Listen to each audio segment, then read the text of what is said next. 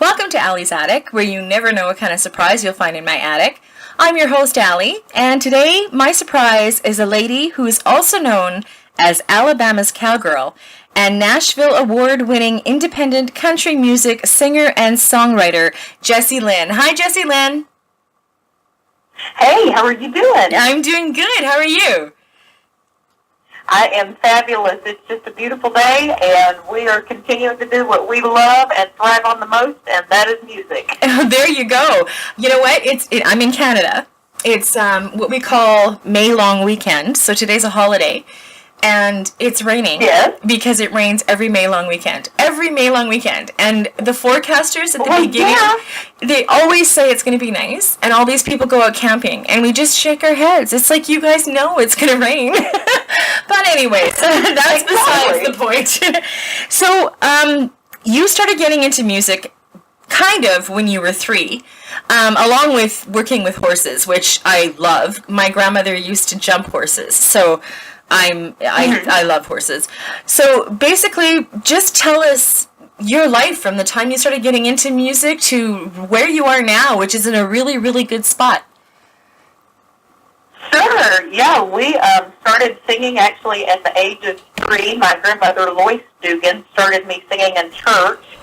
And what tickled her about me was she teach me the hand motions and, of course, the song, and she'd accompany me on the piano. And what tickled her about me is I would actually get up there and do it. I would belt it out. I would do the hand motions. It didn't matter. You could have probably sat Loretta Lynn or Dolly Parton in the audience, and I probably would have cared less. And so I have a lot of credit to her for getting me started, and which our family comes from a rich, diverse musical background, which she did as well. And so I guess you can say it just kind of runs in the family, but she started me initially at the age of 3, and then at the age of 6, I started classical training, a lot of Broadway, first operatic type style, chorus singing, and did that all the way till I was 16. So a good 10-year stint of classical training. Wow. And had many opportunities. I actually opened for the NCAA Division II World Series when I was 11. Opened up numerous rodeos on horseback, carrying the flag, having a wireless headset, doing all of that fun stuff. And, I mean, it was just great. I had numerous opportunities with my church to go on choir tour to New York, St. Louis. You name it, it was fabulous. Yeah, no kidding. And then I graduated and went to Auburn University, main campus. Thank goodness I graduated past December, so woohoo, kudos to me. And my first semester there, I guess really, I had thought when I was getting ready to go to Auburn, well, I kind of missed the boat on the music stuff. I should have started when I was like 14 or 15 like Taylor Swift did, and really started pursuing it early. But that first semester, I kept having that tug on the shirt tail saying, look, this is the time to do it. You're young, you have dreams, follow them. Go with it. This is the time to do it. Don't wait until, many years from now and you regret not ever doing it. So I said, okay. And started just taking trips to Nashville, started making business connections that has ultimately led to where we are and establishing Dirt Steven Music Productions and Publishing and incorporating our horses into the mix, which I actually started my first company when I was 15. Alabama Extreme Equine Productions, which we specialize in coaching and training young equestrians, drill teams all throughout the southeast region of the U.S. And so I got my business savvy from starting that and learning how to operate and manage. And so I never thought in a million years that having horses and starting a company at the age of 15 would pay off this immensely, but boy, has it. Well, that's good. And it has just led us in some awesome directions to opening for the Oak Ridge Boys and Montgomery Gentry and Jessie, to winning multiple awards such as Alabama's Entertainer of the Year, Female Vocalist of the Year, the Josie Music Awards Modern Country Female Rising Star, and this year we're back up for more nominations and all the way to coming to perform at CMA Fest in June. I mean, it just keeps going, and it's great. It's just an absolute blessing, and we couldn't be any more thrilled or excited. Well, no kidding. That's awesome. And you're only 21 years old. So regardless of what... Only 21. Only 21. Regardless of how old Taylor Swift did it, you're doing it now. So don't worry about it. Now... I'm not worried. Exactly. Years, so. Yeah, you're doing well. Now, like we were talking about where you get ideas for songs from. And it's one of my... I don't know what I would call it. It boggles my mind that people can write these songs that somehow relate to something in your life at some point. And Sherry Lynn, who is a songwriter, I interviewed her because I needed some kind of understanding. So you do that as well. Yeah. So do you pull a lot of your personal experience into your songs? Yes, I do pull a lot of my songs and material from my songs from personal experiences, especially having such a heavy influence in the equine industry, all the way to the music industry. A lot of my songs revolve around my life as an equestrian and as a barrel racer, and already spending my time on the road as a young equestrian, and then, of course, now going to the music realm. And actually, two of the songs that we'll hear at the end of the show are straight from the equestrian realm. You have songs from Garth Brooks, the rodeo, and stuff about the cowboys. You don't hear a whole lot about the cowgirls. So, what better person to bring into light the cowgirls than none other than Alabama singing cowgirl? Exactly. Well, that's awesome. Now, one of the things I didn't know about you, I didn't find this out until a couple of days ago. You were on, okay, wait, hang on, let me find it, American Idol. No, actually, I was not. Oh. I opened for American Idol Top 10 finalist Jessie, which she placed third in, I believe it was the 13th or 12th season. I have to look back on that. Yeah, yes. I would have to too, because I didn't, I was like, what? I don't remember her being on American Idol. Okay, so you just opened for somebody on American Idol. No. I opened for Jeff. Okay, I get it now. Okay, yes. That's cool anyway. You were on it regardless. Okay, good. I wanted to touch on that because, I didn't know that, and then I was like, wait, no. Because those are the only two shows I watch, and actually not so much American Idol. I am a Voice fanatic. Like, I cannot get enough of it. Oh, yes. I don't watch TV. I listen to music all the time. So, it's the only show I watch. Mm-hmm. Now, awesome. I wanted to make sure I said this right because, I think it's Waylon Jennings, Merle Haggard. I don't know. They call themselves an Okie from Muskogee. Because from Muskogee. Your great-grandmother, who is known as an accomplished pianist, organist, and singer, is from Muskogee, Oklahoma. There, I said it right. So, I guess music really does run in your family because then her twins, she also trained as well, right? Yes. My grandmother and her twin sister, so Lois and Joyce, our whole family is actually originally from Muskogee, Oklahoma. Their mother, Jessie Marguerite Hanson, which is who I'm named after, she was a very accomplished pianist and organist and spent a lot of her time on the road with the original Blackwood Brothers, the Stamps. You name it, she's been there and done that. So, yes, the good old Okies from Muskogee. That's the good motto of our family. Go ahead. Where my mom and them are from, where they're from, actually, is only about 10 minutes from Shakota, Oklahoma, where Carrie Underwood is from. Oh, wow. That's cool.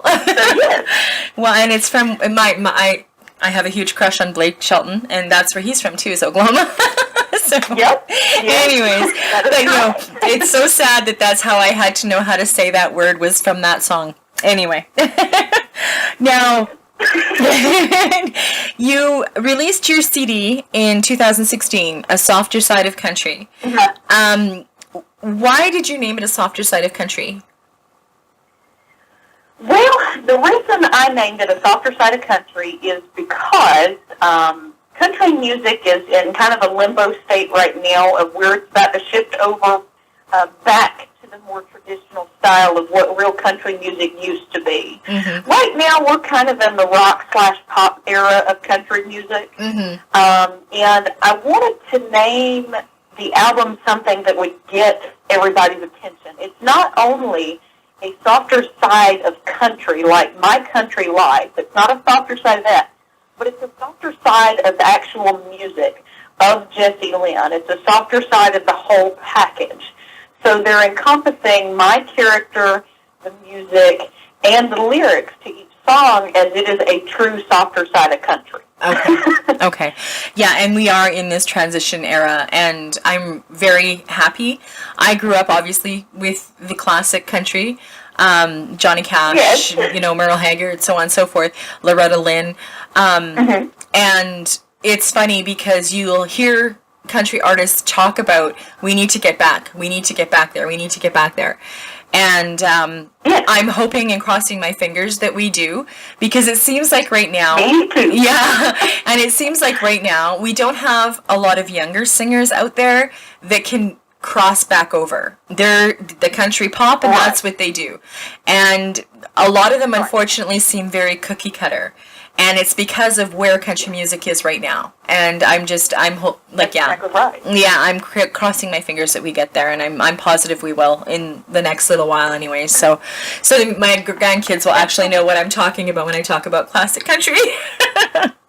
Yes, absolutely, absolutely. Now, I have another question. You sing while riding a horse? Isn't that hard? I do. It is. It can be a little difficult because you have a 1,200-pound animal underneath you that does have a mind of its own, and you're also in a crowd of, just a few hundred to a couple thousand people, and carrying a microphone, and then, if you're carrying a flag, there's some additional degree of difficulties there that are added in. But the good thing is, because I have spent so much time with my horses and so much time in the rodeo realm and with the equestrian drill team, doing a lot of specialty acts, they are used to that now. So the big crowds, the lights, the sounds, the noise, everything, it doesn't bother them in the least bit. Oh, wow. That's awesome. So I'm fortunate enough that the horses I have, I've trained by myself, and they have just been good as gold. I couldn't ask for any better ones, that's for sure. That's great. Well, if I ever get out to Prattville, Alabama, I'm coming to your house and we're going horseback riding. Yes, you're coming out. Absolutely, absolutely. Now, I heard you mention Nashville. Now, every country singer, just about every country singer, I'm going to say 95%, has made the journey to Nashville to hook up with, singer-songwriters, collaborate, make those contacts. And they say it is a journey that everybody has to make if they want to make it in the country scene. Is that right? Yes. Yeah.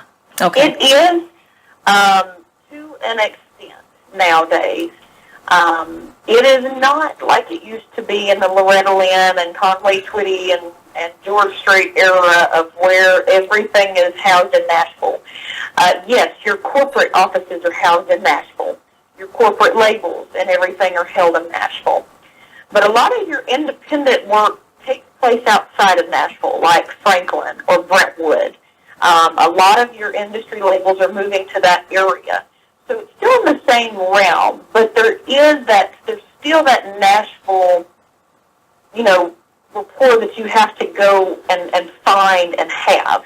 Because everybody that's somebody is still there. Yeah. But it just may not have as big of influence as it used to back in the older days. But yes, it is a must-do in order to even have your name remotely associated with what you're doing. Okay. Yeah, I kind of figured. It's on my bucket list. I'm not obviously going to sing or songwrite. I just want to go. Just because Yeah. It's great. It's a great vacation spot. Yeah. Everybody's telling me that. And just to be able to walk in that area where everybody meets and all the cafes and the places where they play, oh yeah, I am so going one day. Okay. It's a phenomenal place. Yeah, I'm crossing my fingers. And wouldn't it be cool if I was walking down the street and I met up with Blake Shelton? Anyways, enough of Blake. I can't get him to come on my show, so every time I do an interview, I make sure I mention him because I'm going to bug him till he's either on or just blocks me. Anyways, okay, so I've listened to all of your songs. You are amazing. Your voice is amazing, especially for 21 years old. You can hear the classical training in there. I love that you are keeping it so country by having your horses as part of it, and by choosing the things that you do, like where you open, like who you open for, where you open, you're keeping it very country. Right. So I can understand why they call you Alabama's cowgirl, singing cowgirl, because you do make it country. So if you had any advice to give out to any new artist that's just starting up, what would it be? Mm-hmm. It would be first thing, set your goals and your priorities. Make sure they're in line. I finished college. I'm actually working on a master's program. School comes first, as does anything else. So get your education first. It's doable. You can literally have a jam-packed schedule and still carry 18 hours of credit on your on your college resume. Good Lord, okay. Definitely set the goals, set your dreams, and set your aspirations high for yourself, because if you set a goal that's easily obtained, it's a little too easy. I always like to set goals just outside of my reach, so it makes me work even harder to get to them. Okay. And then never let anybody tell you that you can't do it, because you can. And if you listen to the naysayers and everybody who says you can't, they'll be looking at you in a few years and saying, oh, she not only did, but she is. Yeah, exactly. So, haha. So make sure that you set your aspirations and your dreams in front of you and go for that end goal.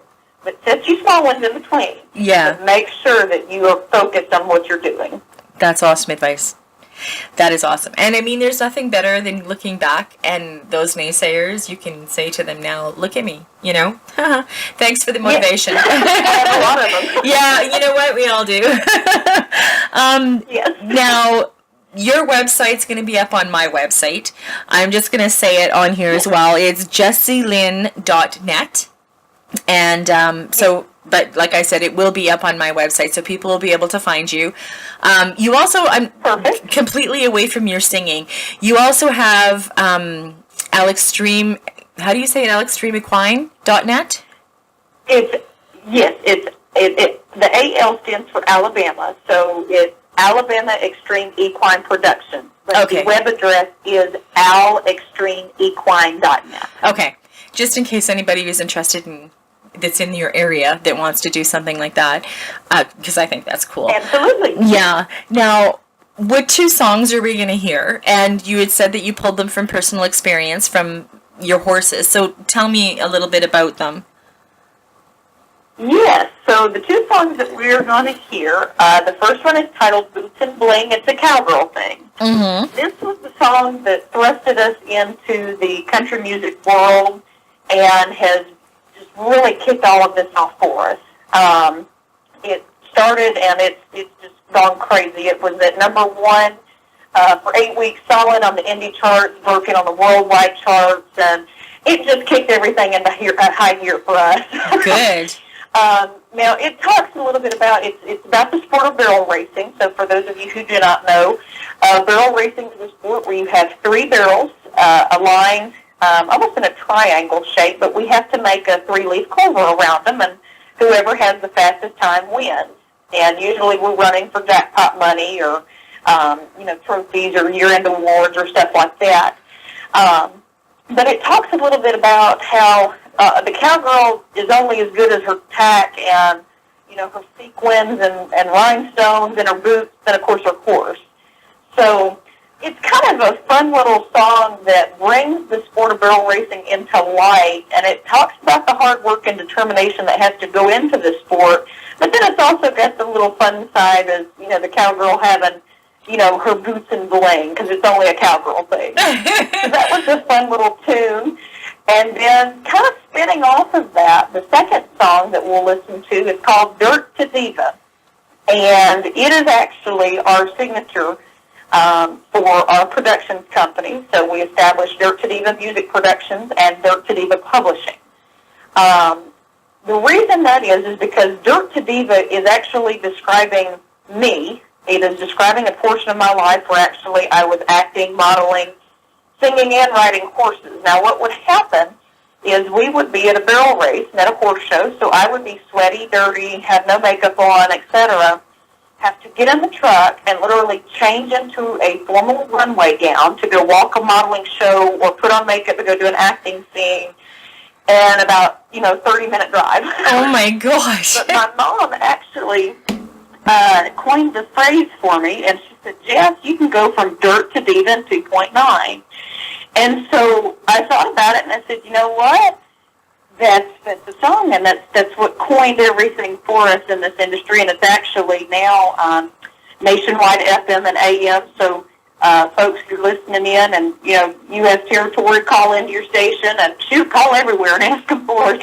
Yeah, call Canada. And, call everywhere in Canada. Ask for Dirt to Diva by Jessie, Lynn, but I was getting ready for a show, and now we've kind of taken a little spin on this. I was getting ready to open for the Oaks, and one of the DJs came to me, and she said, Jess, she said, I listened to your song, Dirt to Diva, and she said, I was getting ready. She said, I just related to that so much because I was outside, working in the yard, and then I had to come in and get ready to come to this. And she said, it just was just me all over because I was dirty, and then I had to get ready to go to come help open the show. And so we've now kind of coined it as the women's anthem of you got to go from dirt to diva in 2.9, especially when the husband comes in and says, hey, hon, we're going to dinner. You got 10 minutes to get ready. Yeah, no kidding. Well, I love it. Yes. I think, and I love hearing about how that came to be because it is so cool. I think you're amazing. I am so glad you came on my show. You have no idea. I wish you all the best. My door is always open. So, when you win the American Country Music Awards, make sure you get a hold of me on Twitter. We'll bring you back on so you can talk about it. Talk about what you wore. But yeah, I think you're on the run. Well, obviously, 2016, 2017 has totally been your years, and you're just getting bigger and better. So I expect to see a lot of good things from you, and I have you on Twitter, like I said. So I'm going to keep in contact too and see how you're doing. I will, and thank you. You're just a sweetheart. Thank you so much for coming on my show, Jessie Lynn.